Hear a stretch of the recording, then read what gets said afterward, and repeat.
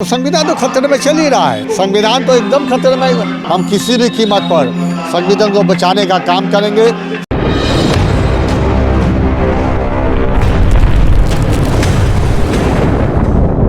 हमें अधिकार देती है, हमें कर्तव्य की जानकारी देती है। हमारे अफसोस होता है कभी कभी कि आज का जो छात्र नौजवान है, जो भारतीय जनता पार्टी के जुड़ा हुआ जो छात्र नौजवान है, वो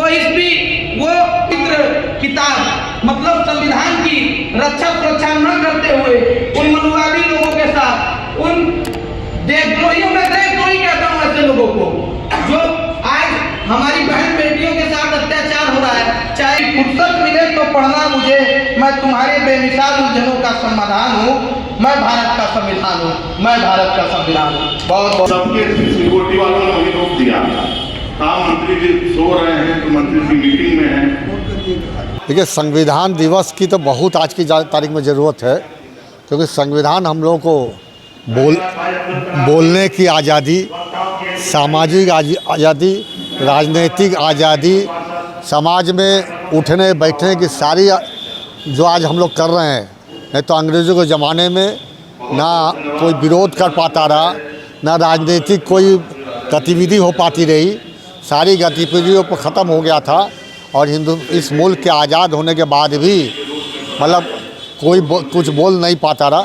मगर आज इस संविधान दिवस पर तो हम लोग ये कह सकते हैं कि चाहे डॉक्टर बाबा साहब भीमराव अम्बेडकर जी हो, चाहे पूरा जो कमेटी रहा हो, सारे लोगों ने मेहनत करके पूरी दुनिया में एक ऐतिहासिक संविधान देने का काम इन्होंने किया है।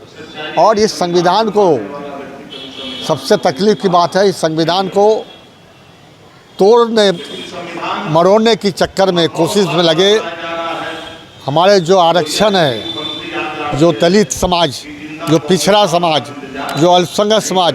आप पूछ रहे थे, संभल की घटना के बारे में पूछ रहे थे।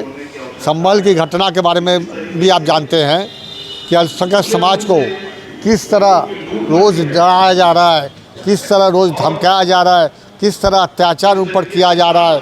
दलितों का कहने के लिए कि हम दलितों के हमदर्द हैं, मगर कोई भी दलितों का कोई भी काम नहीं होता है, पिछड़ों का कोई भी काम नहीं होता है। आज देख लीजिए, उत्तर प्रदेश में 84 ज़िला है और उसमें ज़्यादा से ज़्यादा 3/4 एक ही खास जाति के लोग हैं। ये क्यों है? ये संविधान को तोड़ने मरोड़ने की कोशिश है। और इसीलिए निश्चित रूप से हम इस संविधान को किसी हालत में बिगड़ने नहीं देंगे। इस संविधान को मजबूत करके पीडीए को लामबंद करने की हम कोशिश करेंगे।